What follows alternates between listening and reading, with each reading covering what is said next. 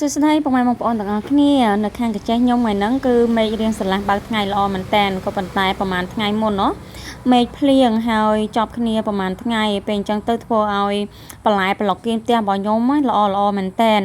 ក៏នឹកឃើញថាតំណាំយើងស្រាប់របស់ធម្មជាតិអីចឹងណាចង់ធ្វើជាមួយនឹងឆ្នាំងភ្លើងអន្ទង់ឬម្យ៉ាងទៀតគេហៅថាស៊ុបអន្ទង់អីចឹងណាបងប្អូនក៏ចាប់ផ្ដើមមកបំពងខ្ទឹមហើយធ្វើទឹកជ្រលក់ជាមុនសិនព្រោះអីខ្ញុំចូលចិត្តធ្វើទឹកជ្រលក់មុនបំពងខ្ទឹមរួចយើងទុកប្រើអញ្ចឹងទៅហើយទឹកជ្រលក់នេះខ្ញុំប្រើជាមួយនឹងខ្ទឹមបំពងយើងយកមកដាក់ឲ្យក្លិនឈ្ងុយមែនតែនបន្តមកទៀតគឺសម្រាប់ចិត្តដើមមកកាត់ក្តាតគៀនផ្ទះបងប្អូនគឺល្អមែនតែនដំបូងមកគឺយើងបំបែកដាំគល់ទួយទេតែដល់ពេលដាក់ជីអាចគោដាក់អីចឹងទៅទៀតទៅហើយយើងនៅស្រុកស្រែអញ្ចឹងគឺជីធម្មជាតិអាចគោអាចមន់អាចជ្រូកអីចឹងណាយើងដាក់អែបគល់និយាយទៅគឺឡើងល្អមែនតែនហើយឡើងខ្ចីលហក់ហ្មងបងប្អូនហើយកលេចមកមើលជាមួយនឹងទឹកស៊ុបរបស់យើងគឺឡើងពុះឈ្ងុយមែនតែនបងប្អូនដោយសារតើត្រូវភ្លៀងប្រហែលថ្ងៃហ្នឹងគឺធ្វើឲ្យអ្នកបញ្ចូលសលេងនេះគឺលក្ខណៈចង់ផ្ដាសាយអញ្ចឹងណាបងប្អូនហើយវិធីលាងក្តាតរបស់ខ្ញុំនេះគឺ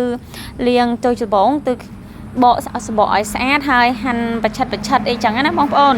បន្តមកទៀតមកយកអំបិលមកចាប់យកមករោយពីលើហើយទៅយើងយកមកលាងវិធីលាងរបស់ខ្ញុំគឺខ្ញុំលាងបែបនេះបងប្អូនលាងបន្តឲ្យយើងច្បាច់ទឹកជ័រធាងក្តាតហ្នឹងឲ្យទៅតាមទឹកបដាហើយអត់មានជាតិល្មាស់ទេបងប្អូនបើសិនយើងច្បាច់ផ្អាប់ជាមួយនឹងទឹកកធុនទឹកអំបិលកធុនមកណាគឺវាជាប់ជាមួយនឹងជាតិល្មាស់នៅក្នុងសាច់ធាងក្តាតយើងតែម្ដងបងប្អូនពេលអញ្ចឹងគឺអត់សូវឆ្ងាញ់ទេដោយសារវាមានល្មាស់តិចហើយឲ្យតែញ៉ាំពីច្រើនមិត្តភក្តិខ្ញុំក៏គេថាគេថាពេលគេញ៉ាំឆ្នាំងភ្លើងទងអីចឹងញ៉ាំក្តាតច្រើនវារឹងដាតដោយសារតយើងអត់បានច្បាច់ឲ្យអស់ជាតិល្មាស់របស់ធាងក្តាតទៅអញ្ចឹងទៅគឺរៀងហឹងគល់តាដែរបងប្អូនពេលបងប្អូនខ្លះទៀតគាត់និយាយថាចេះតាមពិត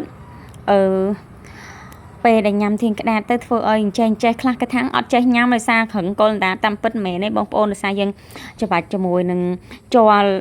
ល្មាស់របស់ធាងក្តាតអត់អស់ឥឡូវគឺយើងច្បាច់អស់ហើយមកមើលបន្លែបងប្អូនខ្ញុំប្រើជាមួយនឹងម្អមស្រែហើយទឹកស៊ុបរបស់យើងគឺរួចរាល់ហើយបងប្អូនវីដេអូហ្នឹងរៀងកាត់បន្តិចដោយសារតែធ្វើម្ហូបផងហើយមកលក់ខាងក្រៅផងដល់ពេលអញ្ចឹងគឺអត់បានថតវីដេអូពេញម៉ានទេបងប្អូនហើយគឺយើងដួសទឹកស៊ុបគ្រឿងស្ងោរទឹកស៊ុបរបស់ខ្ញុំមានបន្លែមានឆ្អឹងស៊ុបមានស្អីចឹងណាបងប្អូននិយាយទៅតាមតំបន់តាមគ្រួសារនីមួយឯងគឺយើងដាក់ស្ងោរឆ្អឹងស៊ុបឲ្យក្លិនឈ្ងុយហើយមានជាតិបងប្អូនបន្លែទាំងអស់ហ្នឹងបើសិនបានមកងាស់ឲ្យឡើងជាតិហ្មងបងប្អូនអើយពេលដែលយើងដួសដាក់អញ្ចឹងទៅយើង